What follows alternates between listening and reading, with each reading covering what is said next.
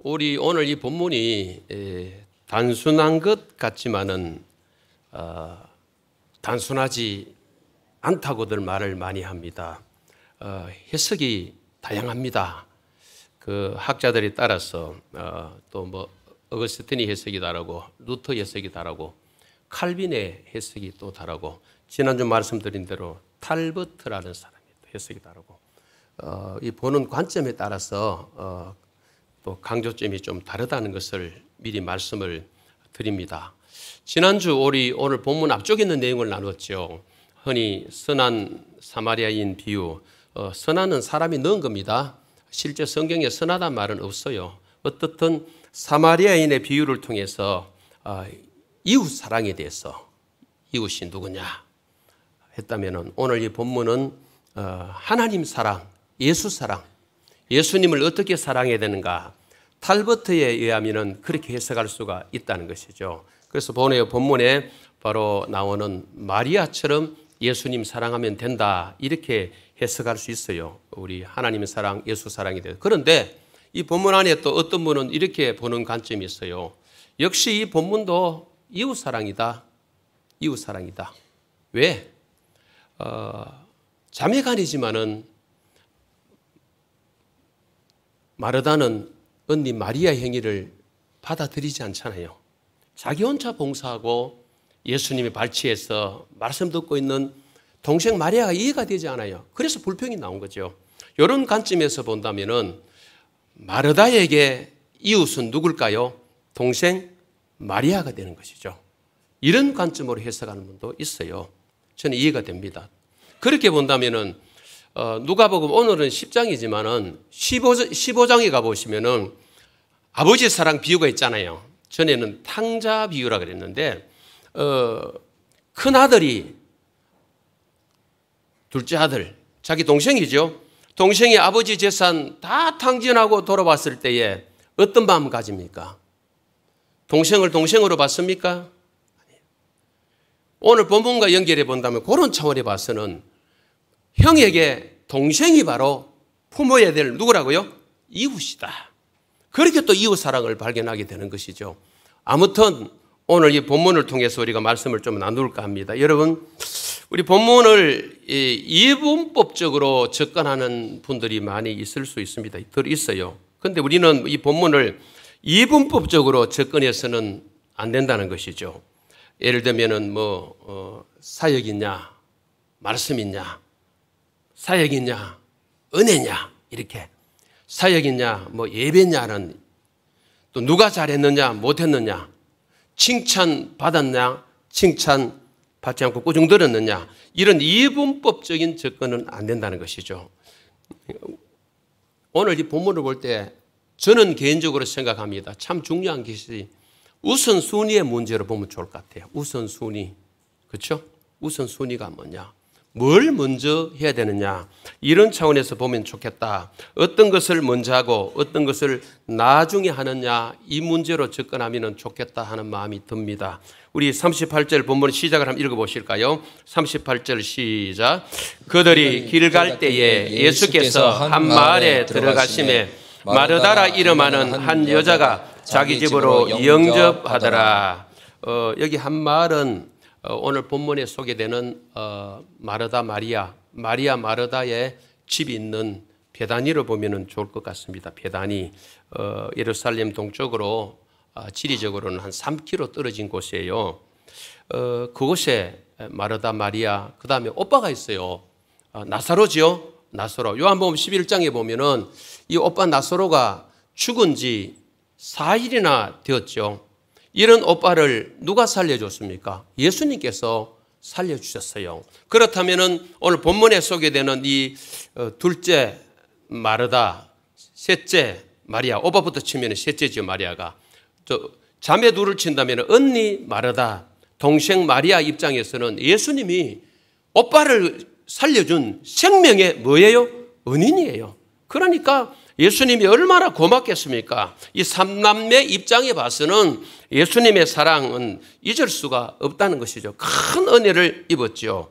오늘 본문에 나타나는 이 두 자매의 이런 모습을 보면서 우리는 주님이 주시는 은혜를 좀 나누었으면 좋겠습니다. 이런 은혜를 입은 이들, 이런 사랑을 입은 이 두 자매 간에 일어나는 이런 일들을 통해서 오늘 이 시대에 우리에게 어떤 교훈을 주고 있는지, 우리는 이 본문을 통하여서 어떤 교훈을 얻어야 되며 우리의 신앙생활은 어떠해야 되는지를 좀 살펴볼까 합니다. 먼저는 우리 마리아입니다. 마리아에 대해서 한번 살펴보도록 하겠습니다. 39절입니다. 39절을 한번 읽어보겠습니다. 시작. 그에게 마리아라 하는 동생이 있어 주의 발치에 앉아 그의 말씀을 듣더니, 마리아는 예수님의 발치에 앉아 말씀을 듣는 일에 집중했습니다. 발치가 우리 국문 사전적 의미는 발이 있는 쪽입니다. 발이 있는 쪽. 이 헬라 단어를 보면은 발치라는 한 단어, 푸스라는 한 단어, 발. 얘가 바로 뭡니까? 프로스라는 단어. 뭐예스부터 혹은 아래. 이렇게 두 단어가 합쳐서 우리 국문 성경에 발치 그리고 예 이렇게 번역됐죠. 발치 아래, 발이 있는 쪽 아래 이렇게.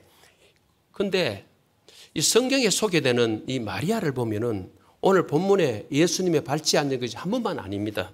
우리 요한복음 11장 32절을 한번 읽어보겠습니다. 32절입니다. 시작. 마리아가 예수 계신 곳에 가서 배웠고 그 발 아래 엎드려. 여기 발, 푸서, 앞에, 발 앞에 엎드려. 같은 프로스. 똑같은. 그래서 여기 본문에는 같은 헬라 단어를 똑같이 이제 발 앞에라고 이렇게 번역했죠. 발치에, 이거는 발 앞에. 마리아는 예수님의 발치에 앉아, 발 앞에 앉아 이 듣는 일을 굉장히 중요하게 생각했습니다. 생각했죠. 그런데 여러분, 이 당시 1세기 고대 이때에 또 유대 지방에서 여자가 스승의 발치에서 말씀을 듣는 것은 아주 파격적인 일입니다.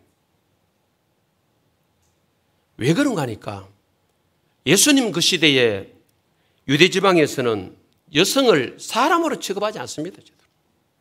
노예 취급합니다.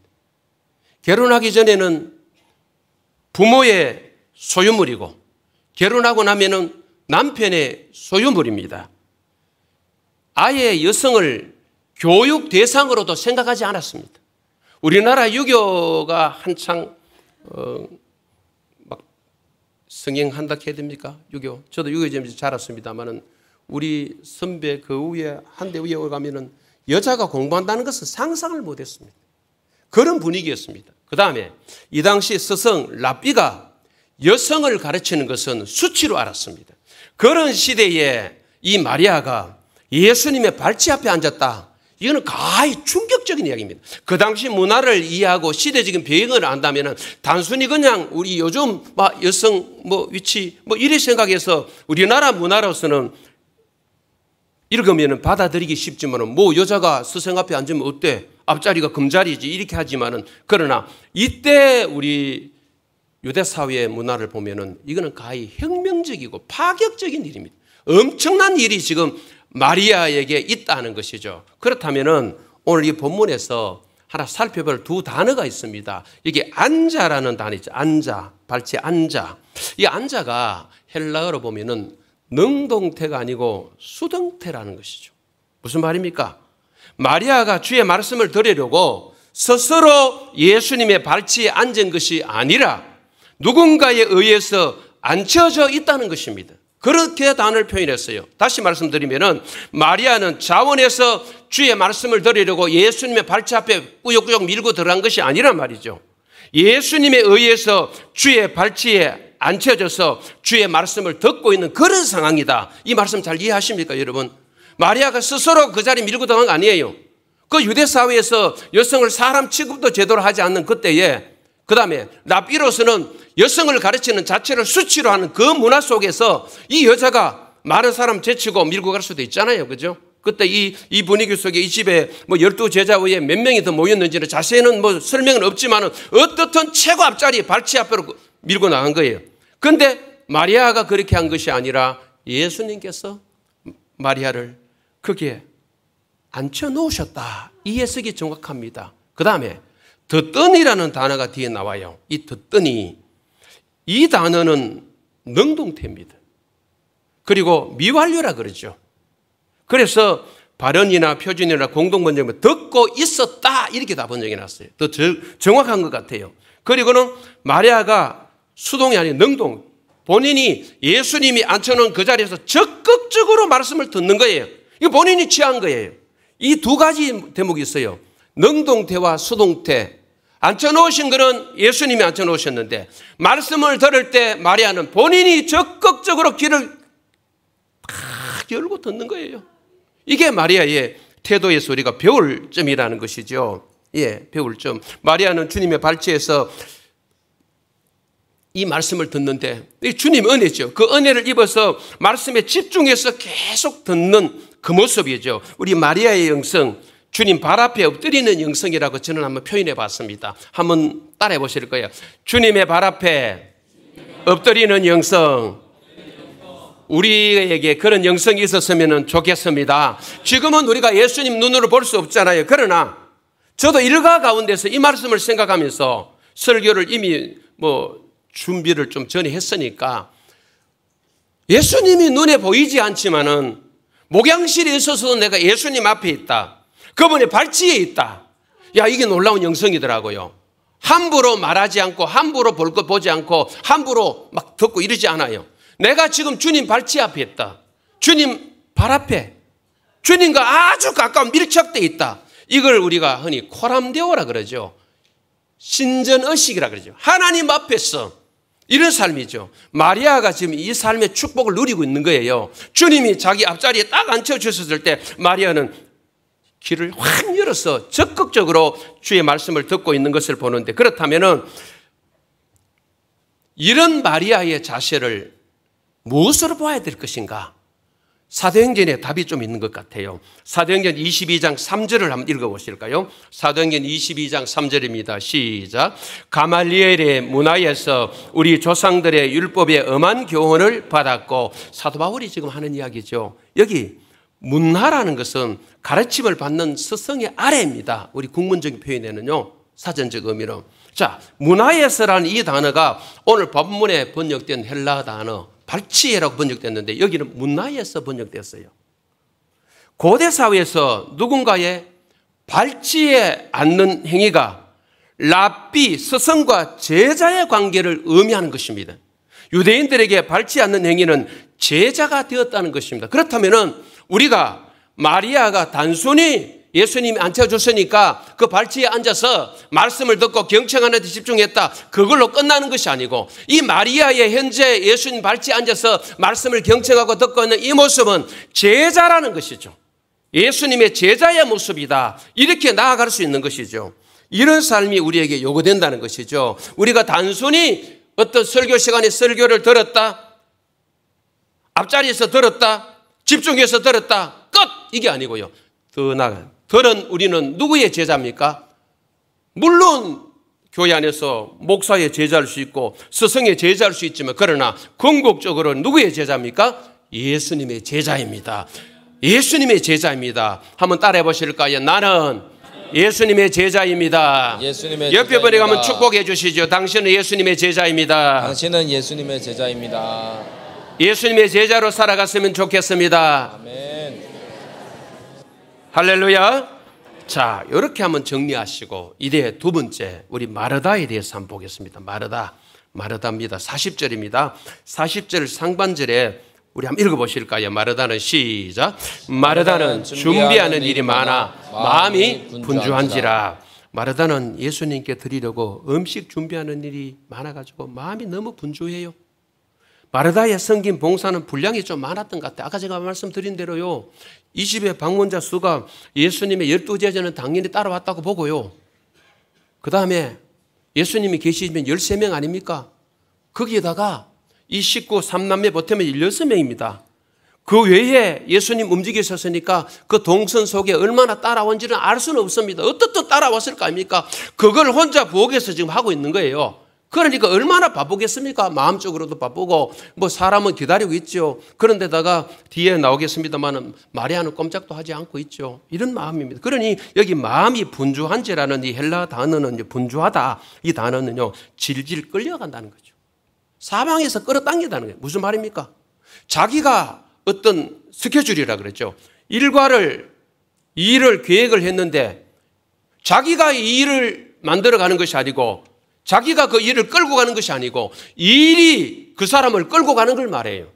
오늘 본문에 이 마르다가 바쁜 것은 마르다가 그 일을 하고 만들어가는 게 아니고 일이 마르다를 질질질 끌고 가는 그런 상태를 오늘 국문 성경에 분주한지라 이렇게 번역을 했어요. 분주한지라. 그렇죠. 예. 뭐 상황에 스케줄에 우리가 막 끌려가는 걸 말하죠. 마르다의 마음이 차분하게 그러니까 안정되어 있지 못한 거예요. 분주하고 들떠서 허둥대고 있는 그런 것을 암시하는데 이때 마르다의 마음에 생긴 한 가지 있어요.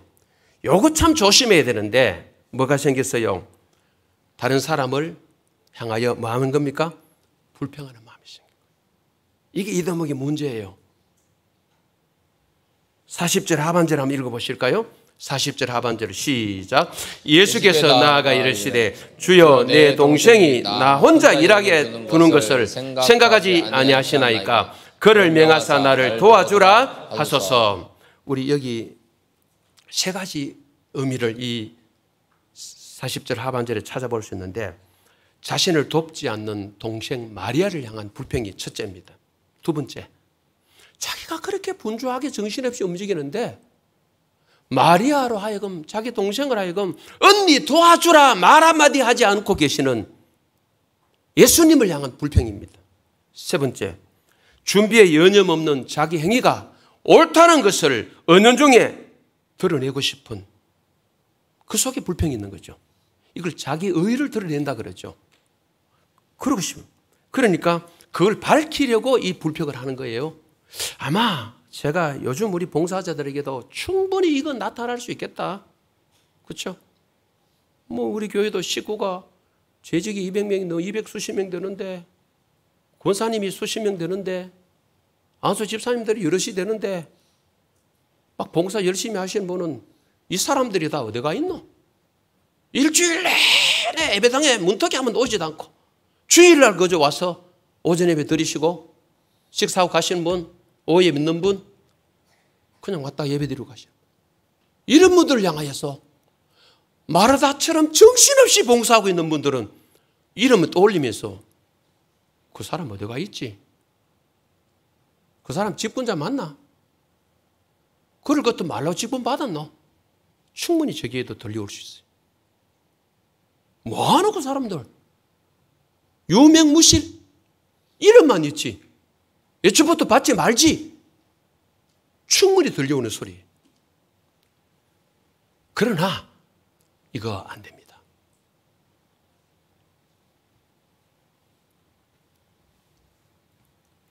안 되는 이유가 뭘까요? 봉사는 봉사대로 하고 마음은 기쁘지 않고 불평과 원망 때문에 관계는 어떻게 될까요? 나빠지고 사람을 미워하는 죄도 짓고 실컷 섬기고 흔히 하는 말로 복도 못 받고 뭡니까 이게?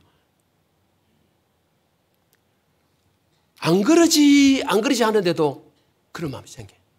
저 아내에게 개척 초기에 입양이 있었거든요. 우리 아내는 다 알아요. 참 힘들어. 주일마다 돌아오면 힘들어요. 혼자 있을 때는 괜찮은데 남을 따담하고 밥하고 겨울에 소고기 국 끓이고 여름에 비빔밥하고 다 좋았는데 식구들이 늘어나는데 여전히 본인의 몫이 많다는 것 때문에 전 알아요. 그때 우리 아내지만은 나이도 어리고 좀 더 이 자리 없지요. 일부 예배 들고 내려갔으니까 미성숙한 것 같아요. 미자를 넣어요. 어차피 미니까 배영미니까 아내 이름이 좀 미성숙했던 것 같아요. 저도 힘들었어요. 너무 힘들어하는 거예요. 너무 힘들어하는 거예요. 예? 하루 이틀 다가 매주 뭐 특히 우리 조영동 같은 데는 사택도 없고 연막 섞여가지고 막 본인 뭐 물품이 어디 있습니까? 주방 도구가 어디 있습니까? 막 섞여가지고 뭐 그러니까 우리 둘째 놈은 어릴 때 지 장난감 감춰놓는다고 주일 되면 니꺼 내 것 없잖아요. 안방에 뭐 장놈들 다 아실 거예요. 이 장놈 대신 두 분은요. 매트리스 피해놨던 거 침대도 아니고 농에 붙여놓고 거기 밥 먹고 재정정리하고 우리라는 공간이 없잖아요. 그러니까 아무래도 여성으로서 프라이버시가 있는데 조금 힘든 건 알죠. 그러나 어차피 개척이에요. 그래 가야 돼요. 지금은 전혀 없어요. 없으니까 이야기하는 거죠. 아내가 오래됐어요. 없어지지 가면요. 오히려 주방에 와서 돕고 여전히 자기 언제든지 권사님 부르면 주방에 뛰어 들어가잖아요. 지금도 들어가더라고 보니까요. 주중에도 부르면 가요. 애니콜은 아니지만 가요. 어떻든 가요.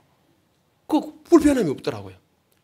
이게 죄송하지만 약간의 성숙의 문제와 연관이 있는 것 같아요.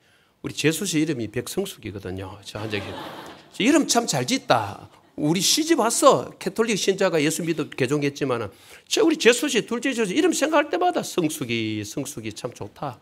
그 이제 개인적으로 부르지는 않지만은 그죠. 여러분 이 세상의 모든 아픔이나 아파하는 것 있죠. 그리고 불평은요. 결국은 나 알아달라는 거예요. 저는 이게 정답 같더라고요. 결국은 힘듭니다. 어떻습니다. 목사님요, 장로님요, 권사님요. 뭐 내가 어떻다는 결국은 뭡니까? 내 좀 알아주세요. 내 좀 알아주세요. 이거거든요. 그죠? 아픈 이야기 왜 합니까? 내가 몰라줘요. 나 이래 죽을 지경인데 알아달라는 거예요. 알아드려야 돼. 우리 권사님 어제 한 번은 엉엉 우신다. 목사님 우울증 올 것 같아요. 그래가 권사님 더 알아주는 것 같아요. 또 선생님 알겠습니다. 집에 혼자 계시면 안 됩니다. 집 밖으로 나오셔야 됩니다. 자기도 모르겠대 내가. 어디 뭐 병 걸리고 싶어서 누가 걸립니까? 너무 힘든 거예요. 결국은 내가 자주 전화를 해야 되겠다. 목사 좀 니 좀 내 알아줘. 이런 마음도 섞이는 것 같아요. 너무 힘드시니까 혼자 사시면서. 예. 그러나 오늘 이 마르다의 이 모습은 결코 그죠. 좋은 모습은 아니다는 것을 다시 한번 생각해 봅니다. 방금 말씀드린 대로 봉사는 봉사대로 하고 마음은 기쁨이 없고 그래서 여러분 곁에 있는 사람들을 할 수 있다면 열심히 봉사하시는 우리 교회 여러분들 그렇지 않겠지요 지금은요. 끌고 안 들어갔으면 좋겠어요. 그 자리에 없는 분들. 그래서 우리가 요즘 청소하신 분 보면 제가 너무 감사해요. 그러니까 어저께도 어느 분께서 아이스크림 사드시라고 또 10만 원 내놓으시고 또 짜장면 드시러 가시고 이러더라고요. 우리는 못 따라갔습니다. 각부 우리가 안 계셔가지고 우리 교육자들은 눈치를 못 나를 차리시네. 같이 가자 안 가셔서 우리는 그 집에 못 갔어요. 우리가 그 집에 짜장면 집에 갈라 했는데 이미 선점하고 가신 거야. 길 건너에만. 양 많이 주고 맛있고 또 한 가지 뭐라고요? 거리 가깝고 이런데 우리 교육자들을 가려니까 이미 가셨더라고. 누군가 돈을 주셨어. 이 봉사하시면서 이분들이 힘들어 하십니까? 제가 요즘 하나도 힘들어요. 신이 나가 10시에 드신 분부터 해서요. 사실 숫자 적을 때는 조금 힘들어 하셨습니다만 지금은 너무 기쁘게 생기는 거예요. 자원에서. 사실 우리 당원이 결정한 게 뭡니까? 용역 주자 그러잖아요. 청소 용역 줍시다 했는데 이분들이 나서 한 번만 기회를 달라고 광고해가지고 그래서 지금 하고 계시잖아요. 그래서 용역 안 주고 이분들이 하고 계셔요. 거기에 뭡니까? 청소하시는 분 수고하신다고 간식 뭐 사드시라고 그러고 얼마나 좋은 일입니까?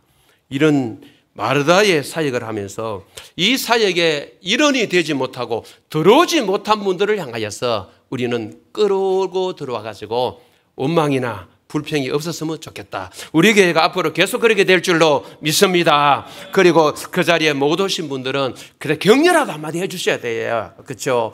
어떻게 이 일 저 일 하면서 당신이 그렇게 섬길 수 있냐고. 이 찬양대로도 섬기고 목자로도 섬기고 새벽기도 반주라도 섬기고 운전으로 섬기고 주차 안내로도 섬기고 주방으로도 섬기고 청소로 화장실로 뭐 안내 뭐 다양하게 우리 사실 교역자 외에는 거의 없잖아요. 다 자문해서 섬기는 분들.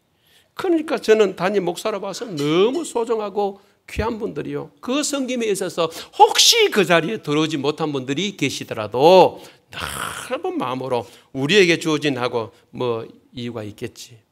힘든 일이 있겠지. 못 오실 이유가 있겠지 하고 불평과 원망 대신 오히려 그들을 축복하는 봉사하는 여러분들이 되시기를 주님의 이름으로 축복합니다. 세 번째 우리 나눌 내용 예수님의 말씀에 답이 있습니다. 우리는 늘 말씀에 귀를 기울여야 됩니다. 예수님이 어떻게 말씀하시는가 우리가 평가하는 건 아닐 수 있습니다. 그죠? 예, 자 보시죠. 우리 41절을 한번 읽어보실까요? 시작.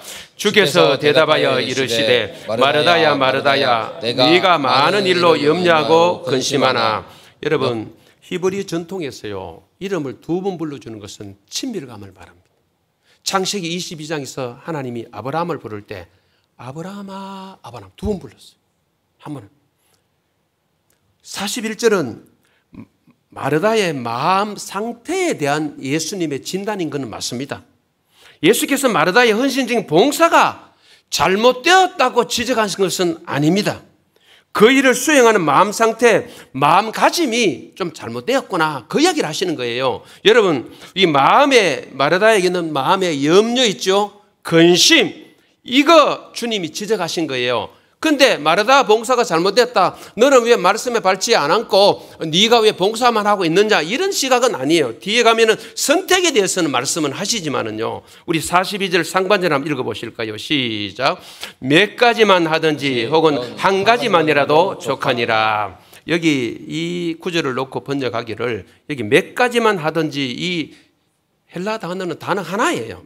우리는 몇 가지만 번역되어 있지만은 예.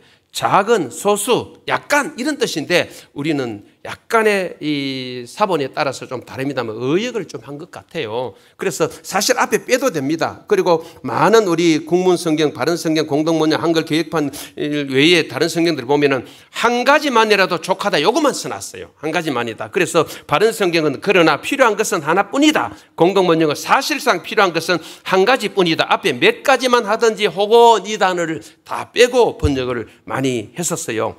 우리 사본에 따라 약간 차이가 있기 때문에 우리 개역 개정판은 또 그런 사본을 따랐던 것 같아요. 그래서 앞에 몇 가지만 하든지 이걸 넣었는데 사실은 한 가지만이라도 족하니 이렇게 번역해도 아무런 문제가 없습니다. 아무런 문제가 없다. 대부분 다른 역본들도 그렇게 돼 있다. 그렇죠. 여기 그렇다면 한 가지가 뭘까요? 한 가지만이라도 족하다. 두 가지 의미 해석했습니다.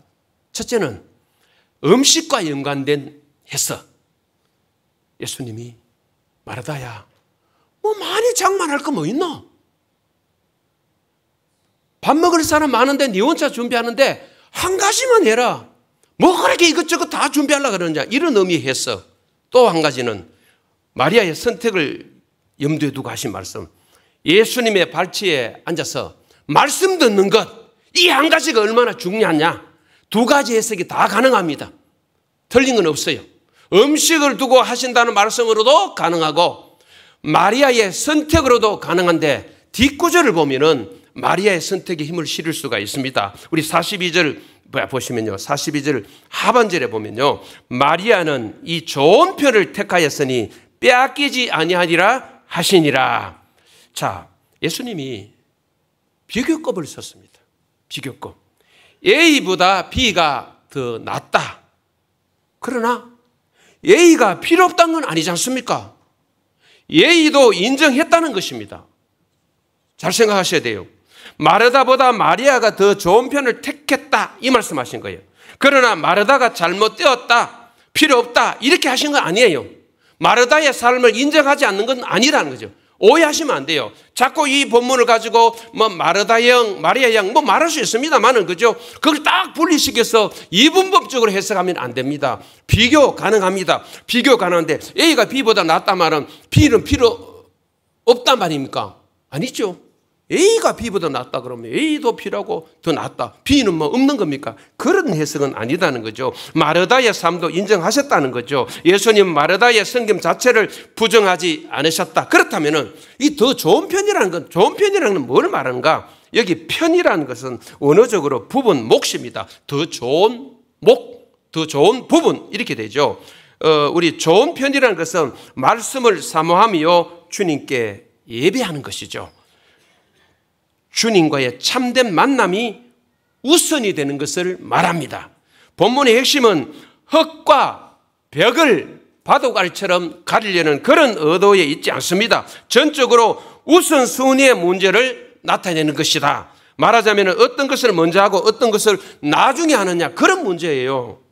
여러분 우리 삶에 우선순위가 있죠. 오늘도 우리는 예배자이기 때문에 주일날 11시 2부 예배 드리기 이전에부터 해서 우리를 끌어당기는 것이 얼마나 많았겠습니까? 여기저기 우리를 부를 수 있습니다. 또 이 일 저 일도 해야 할 수도 있습니다. 이 예배 시간에도 어떤 일을 해야 될 일이 있을 수도 있습니다. 그러나 우리가 예배를 우선을 뒀기 때문에 이 자리에 있지 않겠습니까?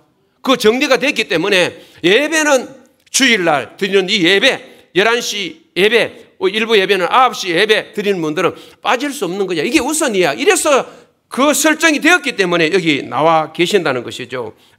전적으로 우선순위의 문제로 이 본문도 보면 좋겠다. 그렇죠. 주님을 위해서, 하나님 나라를 위해서, 교회를 위해서 열심히 물론 일해야 됩니다. 그러나 예수님의 발치에 앉아서 말씀을 듣는 것을 먼저 해야 된다. 예수께서 마리아 선택에 손을 들어주셨는데 그것은 말씀 경청이 사실은 먼저이고 예배가 먼저라는 것입니다. 먼저 말씀을 듣고 말씀의 가치관으로 어떤 섬김을 수행해야 된다는 것이죠. 결코 마르다의 행위가 필요 없다거나 잘못되었다는 것은 아닙니다. 여기서 우리가 정리하셔야 됩니다. 여러분, 교회 봉사하신 분들, 우리 교회는 당연히 마리아처럼 은혜 속에 있기도 하고 말씀 앞에 서기도 하고 예수님의 발치에 서서 받은 은혜를 통해서 마르다처럼 봉사하는 분들이 많이 계십니다. 혹 전자가 좀 떨어진 분이 계시다면 먼저 뭡니까? 말씀 앞으로 가야 돼. 주님 발치 앞으로 가서 주님이 주시는 은혜 속에서, 주님이 주시는 그 능력 속에서 우리가 마르다처럼 봉사하면 더 좋다는 것이죠.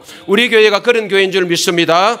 여러분, 이 42절은 잘 들으셔야 됩니다. 마르다에 대한 책망이 아니고 마리아에 대한 예수님의 변호로 보면 좋을 것 같아요. 예수님이 마리아를 변호하고 계신다. 그래서 우리가 마르다처럼 사역하기 이전에 마리아처럼 예비하고 마르다처럼 사역하면 좋겠다. 한번 따라해 보실까요? 마리아의 영성으로 마르다의 사역을 하겠습니다. 마르다의 사역을 하겠습니다. 여러분에게 그런 축복이 있으시기를 주의 이름으로 축원합니다. 아멘. 그렇다면은 한 가지 오해를 벗어야 됩니다. 마리아는 헌신도 안 하고 봉사도 안 하고 늘 예수님 발치에만 앉아 있는 사람이냐? 아니라는 성경 복음서에서 그걸 증명을 하고 있어요. 마태복음 26장 6절 이하의 13절도 나오고요. 찾지 마십시오. 마가복음 14장 3절에서 9절, 요한복음 12장 1절에서 8절에 보면은 마리아는 주님이 십자가에 못 박히기 전에 향유 옥합을 깨뜨려 가지고 예수님 몸에 붓는데 우리 12장 3절 요한복음 한번 읽어보실까요? 시작. 마리아는 지극히 비싼 향유 곧 순전한 나드 한 근을 가져다가 예수의 발에 붓고 자기 머리털로 그 발을 닦으니 향유 냄새가 집에 가득하더라. 이걸 누가 계산합니까? 12장 5절에 보면은 가룟유다가 계산합니다. 저 정도면 300데나리온. 한 데나리온이 그 당시 노동자 하루에 품값이에요. 그럼 300일을 일을 해야 노동자가 얻을 수 있는 향유, 그거를 예수님 발에 붓고 자기 머리털로 막 닦아내는 거예요. 가룟유다로 봐서는 낭비인 거예요. 그거 팔아가지고 가난한 자 도와주지 이런 말하고 있네. 가룟유다가 계산을 했어요. 300데나리온이라고. 이걸 마리아는 아끼지 않냐고 예수님의 발에 다 붓고 자기 머리털로 그 발을 닦으니까 향유 냄새가 진동했다 그랬거든요. 이게 바로 누구예요? 마리아예요. 마리아가 뭐 헌신도 없고 봉사도 없고 그저 발치에서 말씀만 늘 듣고 기도만 늘 하고 아니에요. 움직였어요. 드렸어요. 헌신했어요. 그래서 지난주에 제가 말씀을 드렸잖아요. 마리아에게는 예수님을 사랑하니까 사랑은 비합리적이다. 가룟유다 입장이 봐서는 예수님을 그렇게 사랑하지 않으니까 마리아가 한 행위에 대해서는 뭐 하는 거예요? 비합리적이다. 사랑은 효율성, 사랑은 가성비를 따지지 않는다 그랬죠. 마리아가 예수님을 사랑하는 그 사랑에 이런 게 들어있어요. 효율성 따졌습니까? 가성비를 따졌습니까? 우리는 간혹 우리 곁에 누군가 헌신한 사람 보고 별로 아무것도 없구만은 저 집에 왜 저러노? 시간도 많지도 않는데 저 사람은 뭐 왜 저래? 그분이 예수님을 사랑하는 마음을 알까? 그렇게 표현하신 분이 아무것도 없는 사람이 뭐 헌금한다고 그분은 비합리적이라는 것을 몰라서 그래요. 사랑에 대해서. 효율성, 가성비를 따지기. 사랑은 계산하지 않고 과소비합니다. 그렇죠. 우리 교회에 이런 사랑을 하는 분들이 저는 개척 이후에 오늘날까지도 여전히 있습니다. 우리는 해마다 계속 할 건지 묻지도 않고 그 집에 다 나눠버립니다. 한 달에 다. 제가 연초 좀 지나서 그 이야기를 당회원들에게 했습니다. 당연한 것처럼 당연히 올려도 하시겠지. 하시는 분은 만만치 않거든요. 우리는 당연한 걸로 알고 있어요. 늘 하다 보니까 그 집이 또 하겠지, 또 내놓겠지, 또 건물 내놓겠지. 그래서 그 고귀한 헌신 희생에 대해서 잘 덮고 가버려. 저는 담임 목사로서는 기억하고 있어요. 하나님, 섬김을 아시죠. 헌신을 아시죠. 하나님이 채워 주시옵소서 기도하는 거죠. 담임은 원래 좀 더 세밀합니다. 죄송합니다. 폭이 좀 넓습니다. 골고루 봐야 됩니다. 어느 소수만 붙잡는 게 아니잖아요. 같이. 자, 결정적으로 말씀을 정리합니다만은 이 마리아의 행위에 대해서 마태복음 26장 13절에 성경 화면 안 뜹니다. 온 천하에 어디서든지 이 복음이 전파되는 곳에는 이 여자가 행한 일도 말하여 그를 뭐하리라? 기억하리라. 예수님이 그렇게 세워주셨어요. 누구를? 마리아를. 당신의 몸에 발에 향유를 붓고 머리털로 이렇게 닦았던 이 마리아의 헌신에 대해서 온 천하 어디든지 이 복음이 전파되는 곳에서는 이 여자가 향한 일도 말하여 그를 기억하리라. 우리가 그래서 기억하고 있잖아요.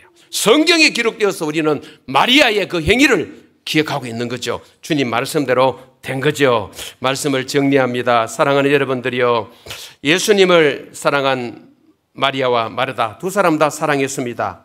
예수님을 잘 섬기려는 마음은 마리아와 마르다 다 똑같습니다. 서로 다르지 않습니다. 마르다는 음식 접대로, 마리아는 말씀 경청 예배로 각각 최선을 다한 것이고 제자의 위치에까지 나아간 것이죠. 마리아는 예배와 봉사의 조화가 사실 필요합니다. 균형이 필요합니다. 그러나 우선순위 먼저라면은 마리아의 영성을 우리가 닮아서 예수님의 밟지 않는 영성, 말씀 앞에 앉는 영성을 통해서 주신 은혜를 받았다면 마르다처럼 우리에게 주어진 직임과 임무를 따라서 헌신하고 충성한다면 사랑하는 주의 몸된 성광교회는 더 성경적이고 건강한 교회로 자라갈 줄로 믿습니다. 여러분들께서 이 일에 주역이 되시기를 주님의 이름으로 축원합니다.